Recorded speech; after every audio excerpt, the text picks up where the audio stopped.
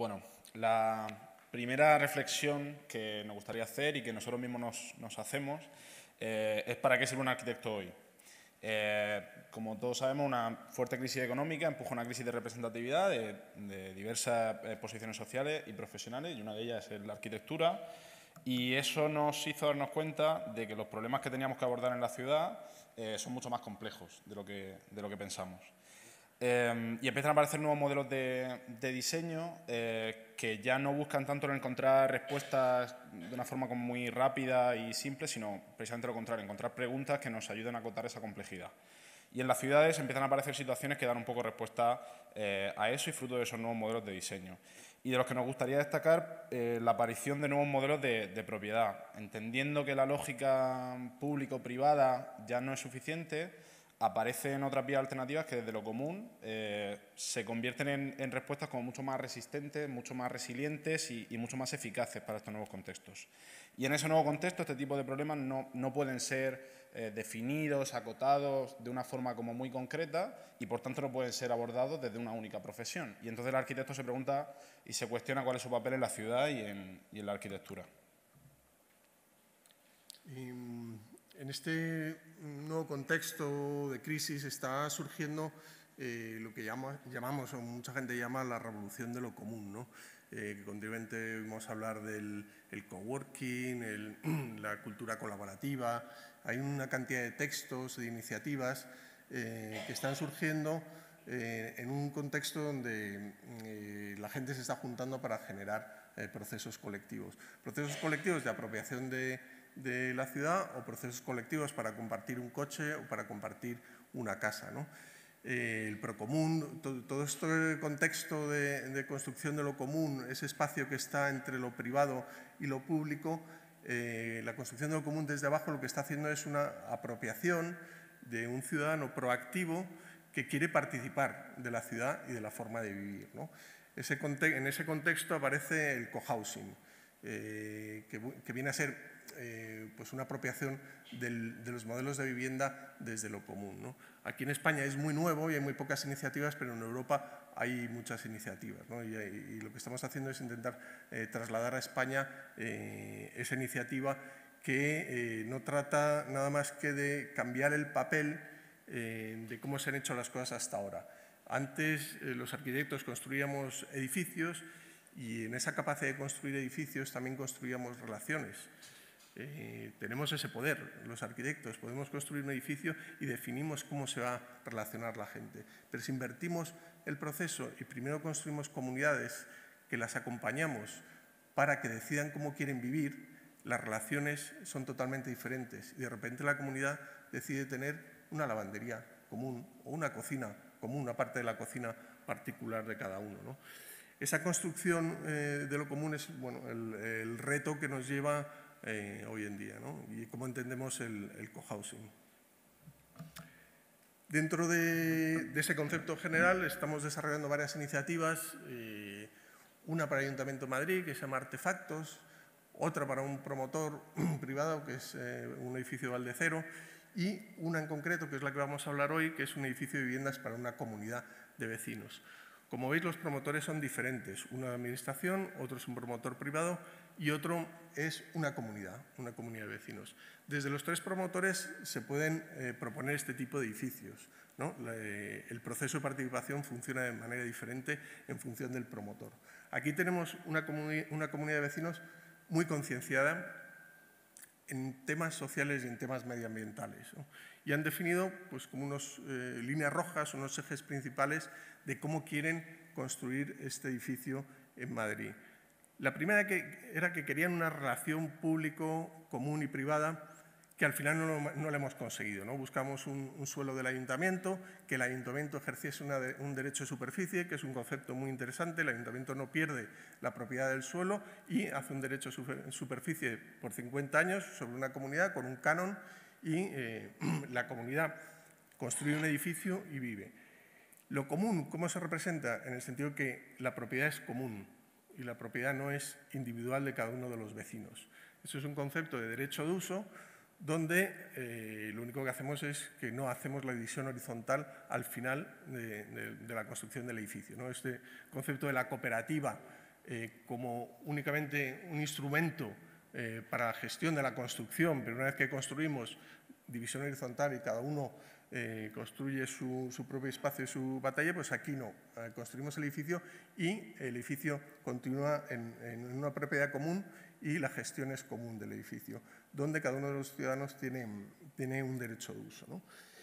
Y, bueno, en este proceso van decidiendo exactamente cómo quieren todo el edificio. Este proyecto se ha entregado a un ayuntamiento y ahora mismo está esperando la licencia, ¿no? Podría haberles traído una foto del edificio de cómo ha quedado. No nos interesa tanto el resultado, sino el proceso de cómo definimos este tipo de proyectos, ¿no? Y en todo ese nuevo contexto en la ciudad y con la aparición de esos nuevos comunes urbanos, como puede ser el cohousing, aparece un nuevo input como es Internet y el uso de herramientas digitales, que, como ya también han comentado algunos compañeros, revoluciona totalmente la forma de relacionarnos y, por tanto, también la forma de construir las ciudades. Incluso desde la arquitectura, del urbanismo, deberíamos preguntarnos si no es Internet un espacio público más y, por tanto, deberíamos entenderlo y analizarlo como tal. Y ahí es donde empieza a aparecer esta nueva idea de ciudad inteligente, que nosotros entendemos que una de las cosas que debería empezar también un poco a cambiar es ese foco que de momento hace demasiado hincapié en la resolución de procesos puramente técnicos y eficientistas, en lugar de la generación de procesos de conocimiento colectivo y de deliberación colectiva. No es una enmienda a la totalidad del concepto de ciudad inteligente ni del uso de herramientas digitales, precisamente justamente lo contrario, entendiendo la importancia que tiene en la forma de relacionarnos, pues generar unas cuestiones previas que nos ayuden un poco a acotar ese concepto. Es decir, bueno, ciudad inteligente, ¿qué tipo de inteligencia? ¿Para quién es esa inteligencia? ¿Quién define qué inteligencia? Son preguntas que cabría, ¿no?, preguntarse. Claro, mucha gente estará preguntando qué movida hacer un edificio para una comunidad de vecinos si ya me cuesta ir a una reunión de vecinos, que es un infierno para tomar 2 decisiones una vez al año. Imagínate entre todos los vecinos tomar todas las decisiones de cómo quieres vivir y cómo quieres que sea el edificio, ¿no? Pues sí, es complejo y tiene que haber bueno, pues una cultura, un cambio de paradigma en la gente que quiere afrontar el proyecto de esta manera, ¿no? Todo esto viene porque hay mucha gente que está buscando cómo vivir y lo que te ofrece el mercado no satisface tus necesidades, ¿no? La gente dice, yo quiero vivir en un edificio ecológico, que no gaste casi energía, quiero tener un huerto en la cubierta, quiero tener esto, un parking de bici con eléctricas y una serie de cosas que no existen en el mercado, ¿no? Entonces nos juntamos entre unos cuantos y definimos. Cada proceso de cohousing define cómo va a ser ese edificio. O sea, no hay recetas. Si una comunidad quiere trabajar en propiedad privada, define un proceso de cohousing en propiedad privada. Si quiere trabajar en derecho de uso, como decía antes, define el proyecto en ese sentido. Si quiere trabajar en contexto urbano, en contexto rural, ¿no? Entonces, en cada proceso se definen los criterios del cohousing. Nosotros hemos definido una metodología donde al principio pues, hacemos una serie de talleres iniciales para contar todos estos conceptos, ¿no? Y ahí se junta la gente, de ahí sale un grupo inicial y ese grupo empieza a trabajar en unos talleres de formación para entender desde la perspectiva social, las dinámicas sociales, desde la perspectiva económica, qué significa esto, desde la perspectiva medioambiental y acabar de configurar sus líneas rojas, ¿no? Sus ejes principales sobre cómo quieren hacer el proyecto, ¿no? Todo ese proceso es un proceso de formación anterior que va a definir el concepto del edificio. Y luego hay un proceso de apertura donde entra más gente. Si ese proyecto lo han definido entre 6 familias, ves para un edificio de 12 familias, pues tendrían que buscar a más gente que entre dentro de esos criterios, ¿no? Y luego se busca el suelo y se empieza el proceso de diseño o de co-creación o codiseño de la arquitectura. Ahora mismo en Entrepatios ya está constituido la cooperativa, está constituida en derecho de uso, la primera cooperativa que se constituye en derecho de uso en Madrid, está comprado el suelo aquí en Usera y estamos en la fase de proyecto de arquitectura, definiendo todos los talleres que configuran al final el edificio, ¿no? Y diseñando el edificio entre las 17 familias. Esto genera pues, un proceso complejo de participación donde nosotros lo definimos como ventanas de participación. La metodología establece crear una serie de espacios donde se puede participar y al principio se consensúa con la comunidad el nivel de participación. Puedes tener un nivel muy alto donde la comunidad quiere participar en la toma de decisiones de todo el proceso o de una parte menor. Todo eso define lo que llamamos el proceso social y diferenciamos muy bien lo que es el proceso social del proceso arquitectónico, ¿no? El proceso técnico. Y ahí intervienen diferentes herramientas digitales y establecemos una participación en lo digital y en lo físico a través de talleres, ¿no? Claro, con esto último que comentaba Iñaki, entra en juego un último concepto que es el de lo participativo, que en cierta manera también en los últimos años casi que podemos decir que se ha puesto un poco de moda, y esto creemos que también ha resultado en que muchas veces se usa lo participativo únicamente como eso, ¿no? Como el adjetivo calificativo de una disciplina o de una profesión. En nuestro caso aparece arquitectura participativa, urbanismo participativo, en lugar de que aparezca como lo realmente importante, como el sustantivo, como la participación.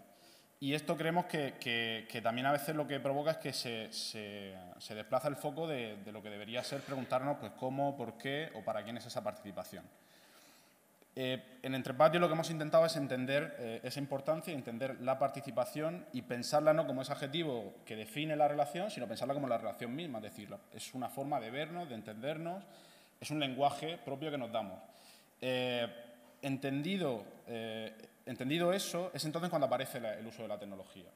Y entendido eso, la tecnología ya no se entiende únicamente desde el espacio digital, sino que ya se entiende también como una hibridación entre ese espacio físico y digital. Es decir, la tecnología pasa a ser el conjunto de herramientas específicas que nos ayudan a interpretar, a traducir y a construir ese lenguaje que es la participación.